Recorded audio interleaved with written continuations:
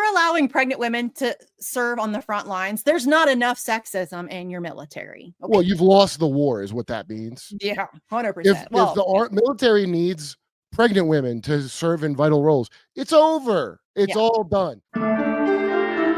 So, expecting on the front lines, motherhood in Ukraine's military. Pregnant Ukrainian soldiers say they are fighting for the future of their country and for their children. Yes, you heard me correctly. Pregnant Ukrainian women are fighting on the front lines of this war. So let's bring Kurt in. This is the good story, Kurt. This is, and the way that they try to frame this, wait till you guys hear this article. It is wild. They are legitimately trying to yes queen, like bad boss bitch feminist this situation. Bad boss bitch. A pregnant woman in live combat, that's a boss.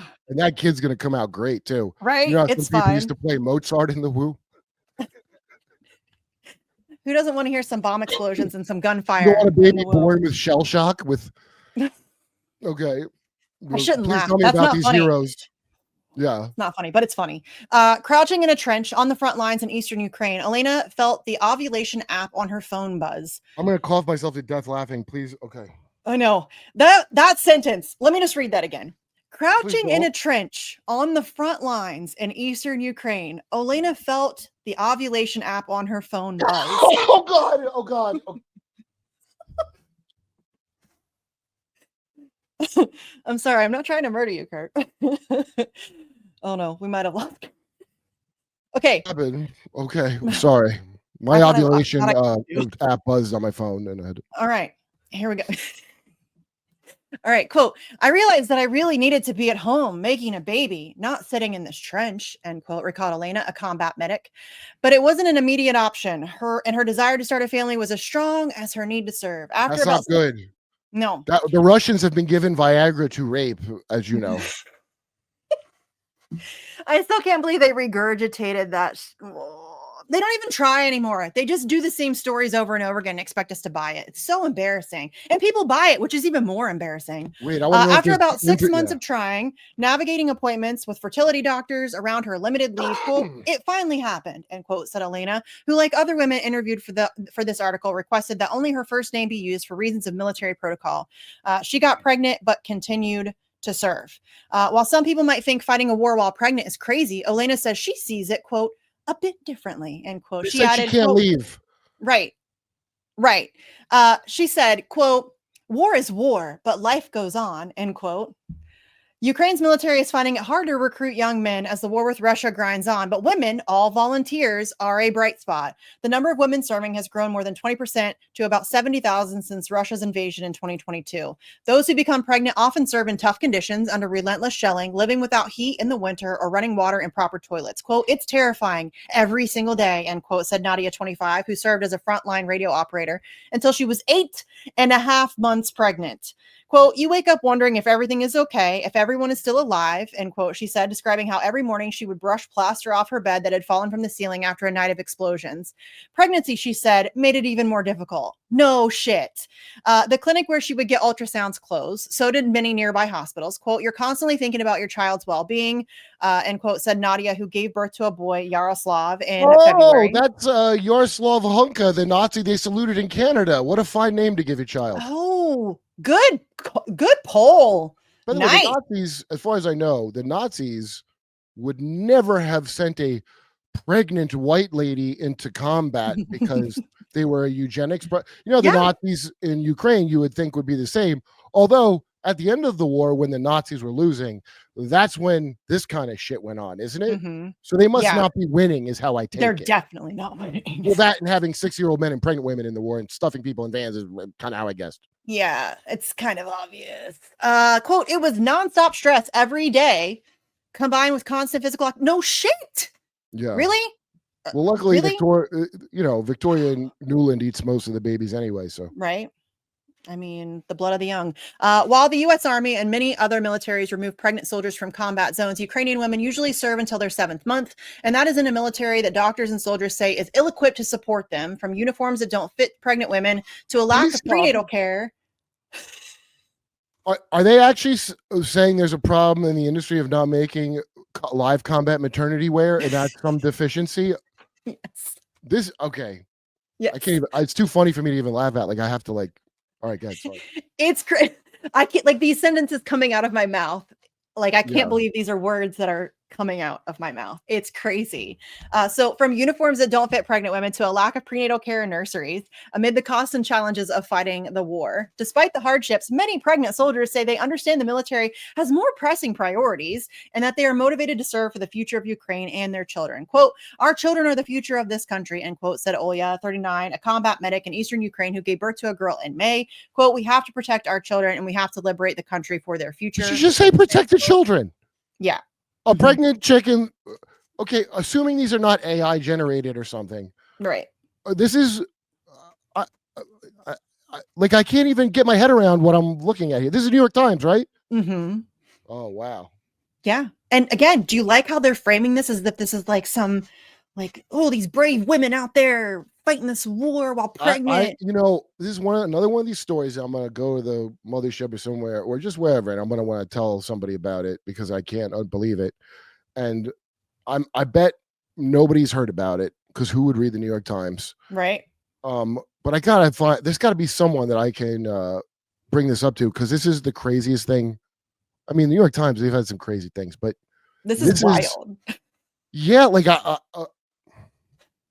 I don't even know what to say. And the only reason I saw it, I should give a shout out. My friend Brad Pierce did a really amazing thread on this. And that's the only reason why I saw it, because he like broke down this article in a thread. I was just going to read his thread, but I figured I should bring like the source material to you guys rather than my friend's thread. Incredible. Yeah, it's wild. So here we go. Once they give birth, women are also face wrenching decisions about how long to stay home with their babies or whether to return to a military that desperately needs them. Nadia said that after her baby was born, she was allowed 126 days of paid leave, which, listen, that's more than you get in the United States, if she wanted to return to the front. Otherwise, she could take off 3 years unpaid. Quote, how can I leave him? End quote. She said she said she wondered before deciding to take the 3 years with the intention of returning to service after that.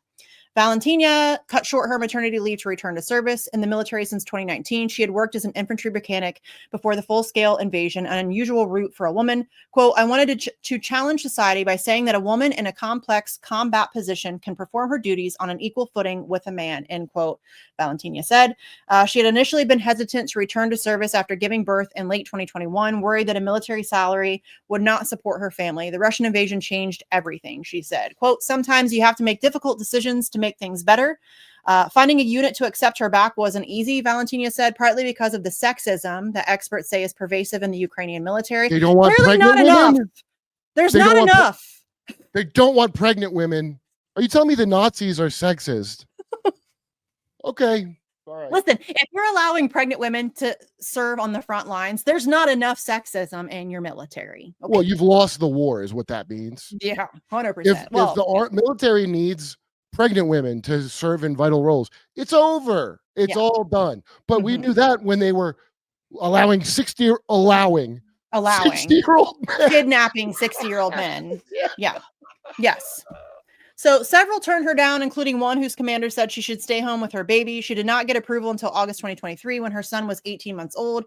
Major Victoria Kravenchko has served in Ukraine's military for over 16 years and is a psychologist who has researched the issue of sexism in the armed forces. She said women who get pregnant can face considerable barriers, like commanders who question their decision to return to the fight after having babies or their fitness to serve. Reasonable questions. Pregnant? How are they getting pregnant in the military? I'm pretty sure you're not allowed to do that. Right? Okay. I mean, quote, it's no secret that gender bias exists, Major Kravenchko said as her daughter chewed a mango slice in her arms at their home in Kiev last winter. She added that financial concerns were also a challenge. In Ukraine, the military covers 126 days of maternity leave. After that, the state provides about $170 a month for the child. A number of private entities are helping out. One group, I'm not even going to attempt that, makes and sends maternity uniforms. Those are devil worshipping Satan. Who would make a maternity military That's not a thing uniform that should exist. Oh my goodness. Right? Okay. To serving soldiers, Kvitna, a nonprofit, provides free women's health care from a mobile clinic. What about birth control? How about that? Quote, there was an urgent need, said Taras I'm not even going to try. A gynecologist. with Kvitna on one recent rotation. He said the mobile clinic screened 573 female soldiers. 5 were pregnant. The Ukrainian military did not respond to questions about how many women were pregnant or had given birth in the ranks or about prenatal care for soldiers. Dr. Vita Marchenko, 62, has cared for pregnant soldiers at her hospital in Slavyansk. I don't know. I'm a dumb American. Eastern Ukraine. It lacks the staff and equipment for advanced testing, but can deliver babies. Quote, I never thought we would have so many women at war, end quote. Dr. Marchenko said, a female soldier's pregnancy only differs from a civilian's in that it provides, quote unquote, more purpose. Dr. Marchenko said, quote, reminded what they are fighting for. And that is GMO modified grain that BlackRock sells to Poland or something. What are they fighting for? Right? The adrenochrome supply? Yeah. What are they fighting for? They think they're fighting for they're not fighting for their country. Olya, a senior combat medic in Eastern Ukraine, said she was surprised to find out she was pregnant last September. Quote, I did not plan to get pregnant. When I went to war, I wanted to fight until victory, she said. She initially kept her pregnancy a secret, fearful she might get reassigned. But when bleeding, what? War, more like whore. Oh, my God. In war, no one pulls out. Did you know that?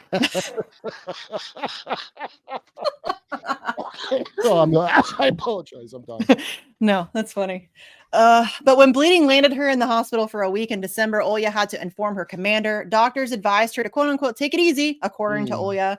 She said that it was hard to do as she was the only medic in her company and, quote, the guys still need medical help, end quote. Her commander made some adjustments and Olya stopped going into combat positions. Still, war was all around her for the duration of her pregnancy. Olya said she talked to her unborn baby to tell her what was going on around them. That's great. Yes, tell your unborn child about the mass death and destruction. Isn't the child death from the explosions? Yeah, it's a great bedtime story. I'm going to do that with my kids tonight. I'm going to tell them all the stories about Gaza as a bedtime story. Good. She bristles at that. I don't know if you saw what it said. Good parenting. And to tell her that she loved her, that they were going to be okay, and that they were doing an important task. She bristled at the suggestion that some might question her priorities. You should have bristled at that dick that got you pregnant. War whore. Quote, I'm ready to assume responsibility that I'm near the combat zone with my child. I do everything to protect her, end quote. I have to stay and help here. No, you don't. Okay. In late May, she gave birth to her baby girl, Arinya. While Olya has officially quit the military, she plans to re-enlist in a year or so. Quote, we have very few people left with a necessary level of experience and professionalism, and this is a long game, so we are needed. I hope it's not. I hope we stop giving them money. I thought we were supposed to have done that already. Yeah, this was supposed to end in 24 hours. So that's hey, buckle up, because this thing's going to keep going on and on forever. That's what this is about. And then here from Dave DeCamp, who we had on the show earlier, he retweeted, this is Brad Pierce. I told you this is the thread that he put out. And Dave said, yeah, if you have pregnant women on the front lines, it's time to surrender. And I agree. Not even the Muslim Islamo-fascist terrorists do that. Not even the Muslims would do a thing that foul, put a pregnant woman on the front lines. Yeah. In fact, I bet they're judging us. I'm just glad Osama bin Laden isn't alive to see this dark day. I think Osama would feel, he used to call us the great Satan, but let's face what we are now, the kind of fat non-binary Satan. And nobody wants to see our podcast. With blue hair. Yeah, with blue hair. This is a pathetic, we're not even a Gavin Newsom podcast here. No, I don't even know if there's a level of podcast that would equate. It's bad. It's bad. But yeah, the idea that the New York Times framed that as some like feminist. Who wrote it? Does their name have too many consonants? Is my guess. Hold on, let me. Too many consonants and not enough vowels, just like a couple of Y's. I'm a dumb American, so it's a very good chance I won't be able to pronounce it. But let's see. I would have said that, but Misty, would you put pregnant women in the front lines? No. You're a super genius, it turns out, and so am I. Yeah. So I mean, I got that going for me. What's the name there? Cassandra Vinograd and Alexander Chumko. Oh, what's their intel agency over there called? That's them. I think they're allowed to do propaganda on American soil, by the way. Do you know that? They've been doing that for a while, where their foreign intelligence is allowed to do as much. Remember what they accused Russia of during the election that really didn't happen? Well, Ukraine does do that all the time. And that's how this insanity would be here. Yeah. Because let me guess, 2 Ukrainian intel wrote it. Yeah, probably. But there you have it. Ukraine has pregnant women fighting on the front lines, telling their unborn children stories of war. That's their positive propaganda about Ukraine. Just want to point that out. Two Ukrainian assets in the New York Times wrote that as a positive. It didn't land well. I can tell you that. No? Everybody that I've seen that's retweeted it is like aghast that this is something that they're bragging because about. a lot of shit-lib women in big cities don't ever want to have to do something like that in their lives, and they're going to think that. And also, when they have a baby, that's a precious luxury item that only some people can and should afford. And so none of these liberal broads that would think the New York Times is okay would assume that that's okay. Come see me on tour in Edmonton, Calgary, Vancouver, Appleton, Wisconsin, Rosemont, Illinois, Chicago, Louisville, Fort Wayne, Indiana, Hermosa Beach, Sacramento, San Francisco. Go to jimmydore.com for a link for tickets.